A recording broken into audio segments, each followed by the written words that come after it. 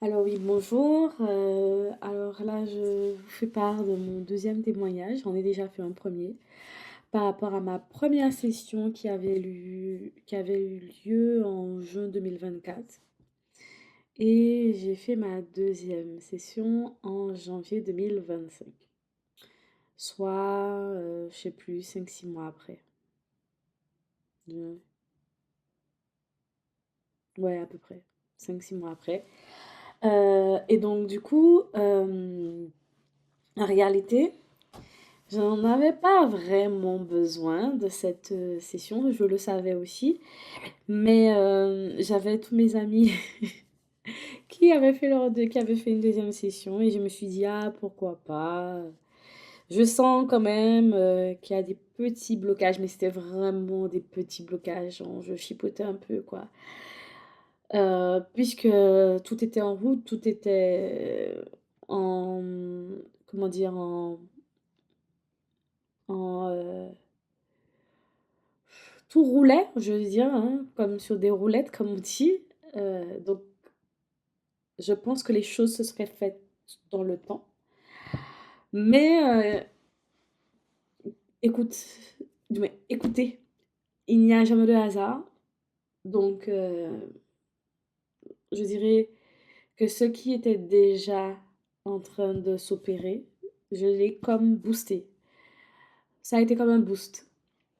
Si je devais résumer cette deuxième session, je l'appellerais le boost. Ça a été un moteur. C'est comme si ça va exploser ce qui n'était pas encore sorti.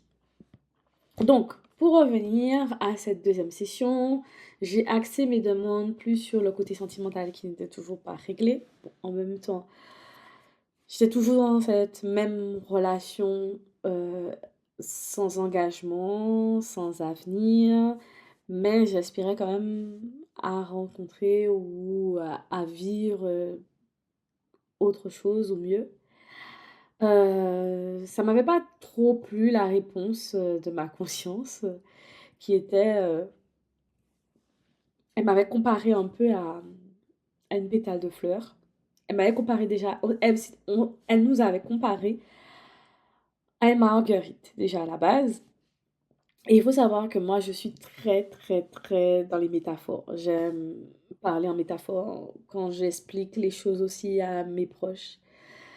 Je passe par la métaphore pour qu'ils puissent comprendre un peu mieux mes propos. Donc, je me suis complètement reconnue lors de cette session.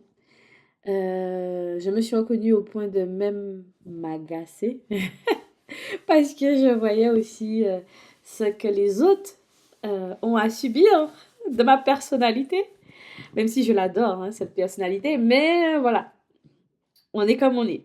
Euh, et donc, du coup, oui, lors de cette session, elle m'avait comparé, je dis elle, je sais que Sylvie n'aime pas trop que je parle, que je mette des distances ou autre, mais c'est pas de la distance, c'est une façon de s'exprimer. Je parle, même quand je parle de moi, des fois je parle de moi à la troisième personne. Johan, vraiment tu fais, mais c'est pas une distance. Au contraire, c'est une proximité de compréhension pour moi-même. Donc quand je dis elle, c'est une part de moi-même, même si c'est moi.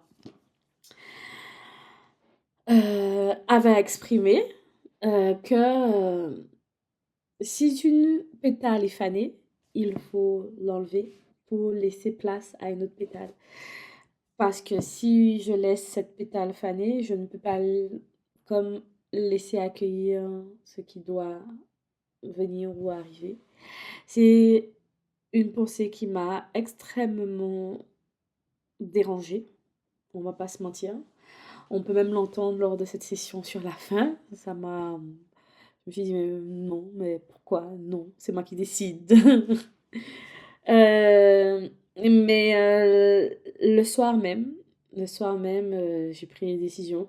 Et comme je vous ai dit, hein, cette session, si on devait l'appeler, je l'aurais appelée le boost ou la prise de décision.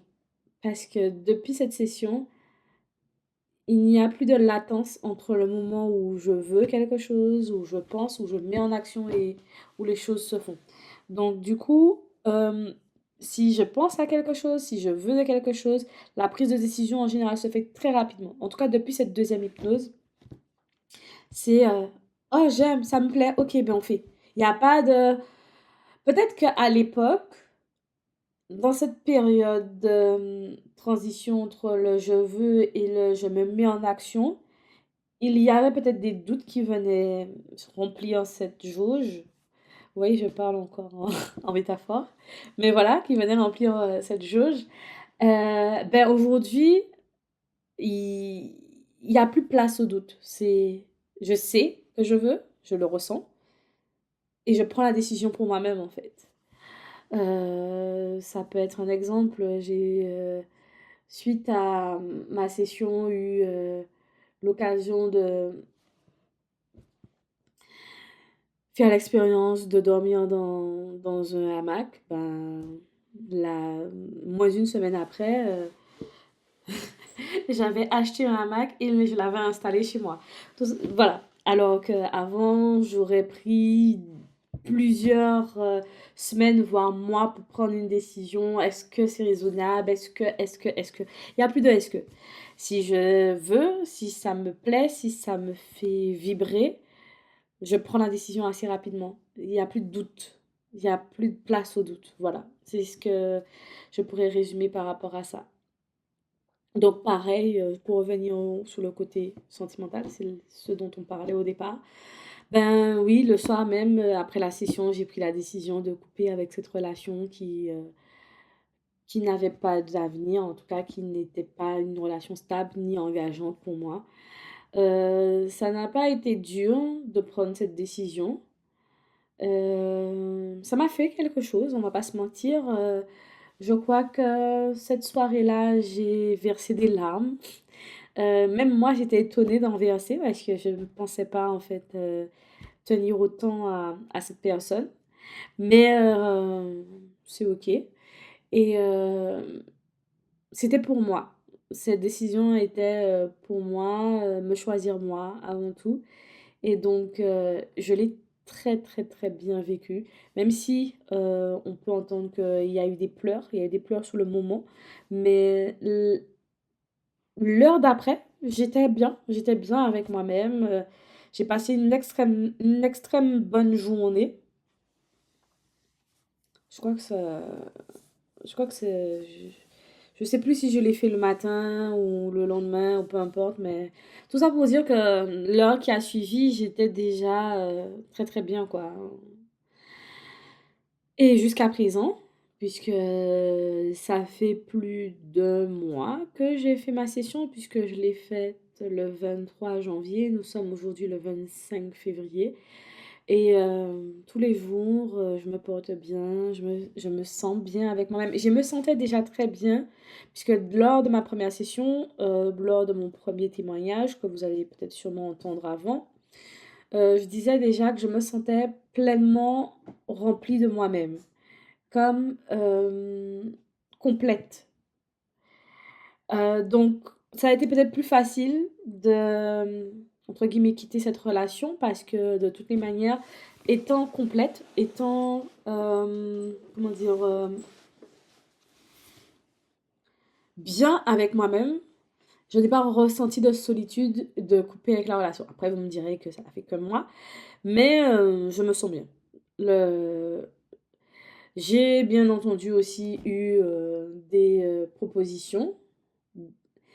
Il y a une chose qui a été dite lors de la session, c'est que ma conscience, elle précise que elle me donne des opportunités, elle met plein de choix à ma disposition et que c'est à moi de saisir ou de choisir. Et c'est un peu ce que je vis depuis ben, du coup cette deuxième session, que ce soit dans tous les domaines de vie, mais comme on parlait du sentimental, même dans le sentimental, effectivement, il y a des gens qui se présentent. C'est un peu comme un phare, un peu allumé, les gens viennent.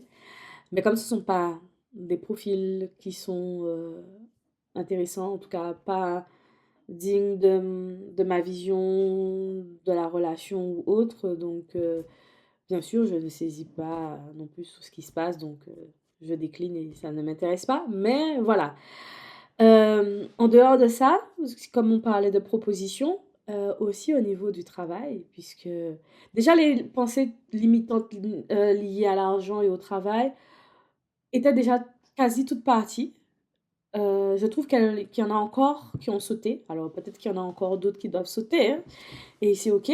Tous les jours, je découvre, j'enlève des pensées limitantes et c'est génial. Comme on se comme redécouvre petit à petit, puisque je peux le dire, je pense aisément, la yuan du mois de juin ou de 2023 n'est pas la yuan de 2024, n'est pas la yuan de 2025. C'est juste incroyable. Et pour mon plus grand bonheur, et je pense que c'est le plus important. Donc j'ai des opportunités professionnelles tous les jours qui tombent, et ça c'est génial. Alors encore une fois, ça, moi aussi de savoir saisir ou d'affiner mes, mes propositions professionnelles. Il faut savoir que je suis à mon compte, donc mes clients.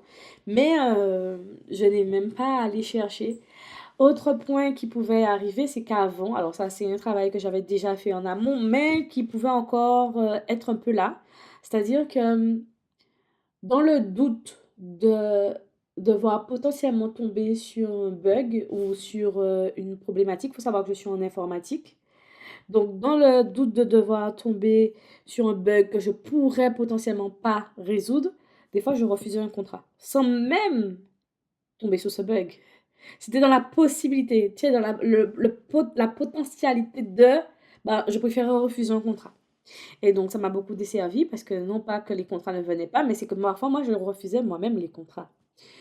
Ce qui n'est plus le cas aujourd'hui. Je n'ai plus peur d'accepter les contrats. Je ne ressens même plus la peur de rencontrer un bug. Et quand bien même j'en rencontre, je sais profondément euh, que la solution est là et que même si je ne la trouve pas aujourd'hui, mais que je l'aurai. J'ai aucun doute sur le fait de pouvoir résoudre toute problématique qui pourrait survenir à moi, en tout cas de trouver une solution. Et donc ça apaise énormément mon mental, ce qui fait que j'ai pas du tout ni l'appréhension, ni la peur de devoir refuser ou accepter un contrat. C'est OK, je sais que je serai à la hauteur. Donc, on peut dire que ça a apporté de la confiance en soi, énormément. Il y en avait déjà, mais ça a comme renforcé encore cette confiance en moi, euh, ce positionnement, cette souveraineté. Donc, j'ai évoqué le côté sentimental, j'ai évoqué le côté business. Il y avait aussi des problèmes d'estomac qui persistaient. Euh, et ce qui est marrant, c'est que la conscience, ma conscience, je dis la conscience, c'est la mienne, me disait que je pensais que c'était peut-être dû au complément alimentaire ou à mon SOPK, euh, avec le fait que j'ai un intérieur un peu enflammé. Mais elle a évoqué le fait que c'est parce que je m'écoutais pas. Mon ventre et les vomissements et les problèmes d'estomac étaient reliés au fait que j'avais tendance à faire passer les autres avant moi. En gros, pour faire plaisir aux autres, je pouvais accepter quelque chose que j'avais pas envie de faire. Petit exemple, la dernière fois, donc c'est pas la dernière fois, mais l'une des dernières fois où j'avais eu mal au ventre, c'était, j'étais rentrée aux Antilles. Alors je ne voulais pas rentrer parce que j'étais déjà rentrée quelques temps avant. Bref, je la fais courte, j'avais pas envie de rentrer pour plusieurs raisons, financières, temps, peu importe, voilà. Mais pour ma petite sœur, j'ai absolument voulu rentrer pour lui faire plaisir, pour l'arranger, mais ça ne m'arrangeait pas moi. Et comment dire que le moment où les roues de l'avion se sont posées sur le tarmac des Antilles, j'ai commencé à avoir mal au ventre. Pendant tout mon séjour, j'étais malade. Et donc, quand ma conscience a dit que c'est parce que je ne m'écoute pas, j'ai compris. J'ai compris quand elle disait que ouais, je fais passer les autres avant moi et donc c'est pour ça que dans ces cas-là, mon estomac, mon ventre, en tout cas mon corps me fait savoir, ben tu t'écoutes pas, ben nous on rejette tout ce qu'on veut pas quoi. Et effectivement, depuis cette session, cette deuxième session, j'en ai plus eu de problème d'estomac. Aucun. Chaque fois, je m'écoute. Et quand je fais mine d'hésiter à ne pas m'écouter, je commence à avoir comme l'estomac qui... Et je sais tout de suite. Là, on est en train de s'éloigner de nous-mêmes. Donc voilà. Parce qu'au début, je pensais que c'était lié au gluten ou au lait. Et je peux vous assurer que j'ai testé. Parce que je suis une petite rebelle et que j'ai toujours besoin de voir par moi-même, voir par mes yeux. J'ai besoin de, d'évaluer, d'analyser les choses par moi-même. Et donc, bien sûr que j'ai bu du lait. Bien sûr que j'ai mangé du pain, du gluten pour voir... malgré que j'avais beaucoup d'appréhension parce que j'avais extrêmement peur. C'est des moments un peu difficiles hein, quand mon estomac ne va pas bien.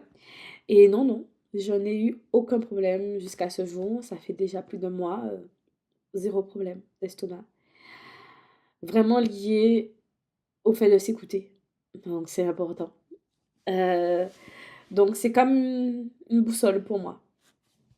Ben, bon, au niveau des pellicules, pareil, hein, ça s'est beaucoup apaisé ou autre. Les relations, je vous ai déjà dit. Alors oui, j'avais dit aussi que j'avais une relation un peu, parfois, comment dire, pas explosive, mais intense avec ma petite sœur. Euh,